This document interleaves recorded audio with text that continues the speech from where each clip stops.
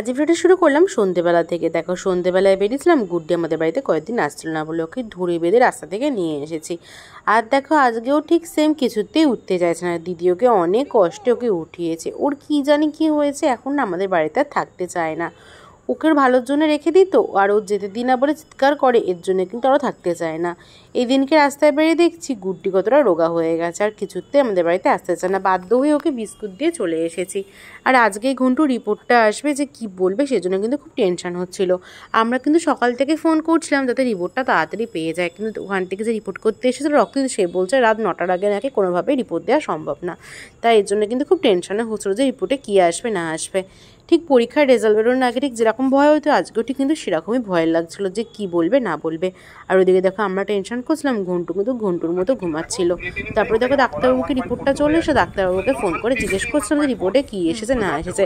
ডাক্তারবাবু বললো যে ওর একটুখানি কিডনিতে একটুখানি প্রবলেম হয়েছে, ছোটো মতো। আচ্ছা, কালকে আপনি কখন আসবেন? দেখি সকালে আমি তোমার ফোন করছি। আমি যদি 11টা 12টার পরে যাওয়ার অসুবিধা? না না, আমার কোনো অসুবিধা নেই, আপনি আপনার সময় মতো আসুন। The person you are speaking with has put your call on hold. Please stay on the line. আপনি যে ব্যক্তি হ্যালো।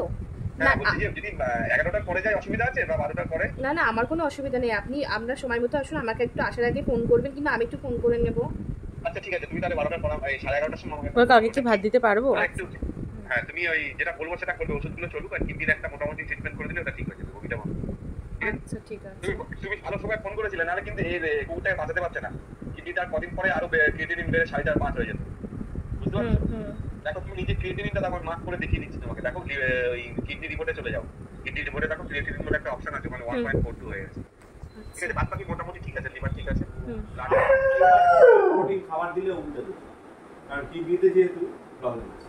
দেখো রিপোর্টটা বার করে আমি দেখিয়ে দিচ্ছি কোথায় প্রবলেম। আরে ঘন্টু চেঁচাস না, এখানে শোন।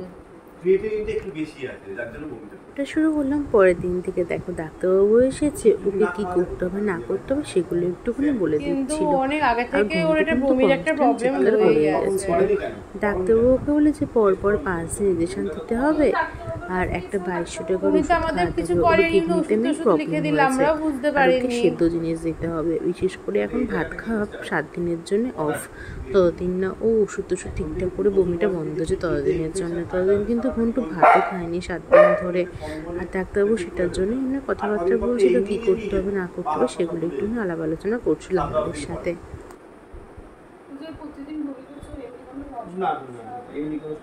মাঝখানে এখনো ভিডিও বানায়নি, কারণ মনটা একদম ভালো ছিল না।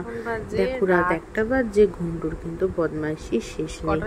মানুষ একটা সময় ঘুমায়, আর ঘন্টুর তখন বদমাইশিতে পেয়েছে। আর এই যে জানলা দিয়ে ভাব কিন্তু সে ঘুমাচ্ছিল না, নিজে নিজে জানলা খুলে জানলাটা বন্ধ করে দিচ্ছে, যে ঘন্টু দাঁড়িয়ে আছে দরজা খুলে, নিজে নিজে জানলা খুলে কত আনন্দ সহকারে নিজে নিজে জানলা ভিডিও নিচ্ছিলাম, আর কিছুই না। মুখ দিয়ে এবারে বার করে জানলা দিয়ে, মানে কি আনন্দ সহকারে কি দেখে, আর লেজটা টুকটুক করে নাড়ায়, ভগবান জানে। মাঝে মাঝে তো ভাবে ভূত টুত দেখছে কি না। এই দেখো একটা জিনিস দেখাচ্ছে, ঘন্টু বাম দেখছে তো, আমি জানলাটা বন্ধ করে দেবো। ঘন্টু নিজে নিজে উঠেই জানলাটা খুলবে, আবার দাঁড়িয়ে আছে ঘন্টু, জানলাটা আমি বন্ধ করে দিচ্ছি। হ্যাঁ, মুখ সরিয়ে নিচ্ছে, ঘুম পেয়ে যাচ্ছে। জানলা বন্ধ হয়ে গেলে ওর ঘুম পেয়ে যায়। এইবারও নিজে নিজে খুলবে। হ্যাঁ, নিজে নিজে নিজে নিজে খুলছে, নিজে নিজে। আবার বন্ধ করে দিচ্ছি আমি। জানলা বন্ধ হয়ে গেলেই ওর ঘুম পেয়ে যায়, আবার জানলাটা যেই মুখ দিয়ে ঠেলে খুলে দেবে তখন ওর ঘুম কেটে যায়। আমি বন্ধ করে দিচ্ছি জানলাটা নিয়ে। ঘন্টু দেখ জানলা বন্ধ হয়ে গেল এবার পুরোপুরি। জানলা দিয়ে হচ্ছে না বলে বাইরে চলে গেল, বাইরে দিয়ে ওইখান থেকে আবার লোক ওখান থেকে দেখছে।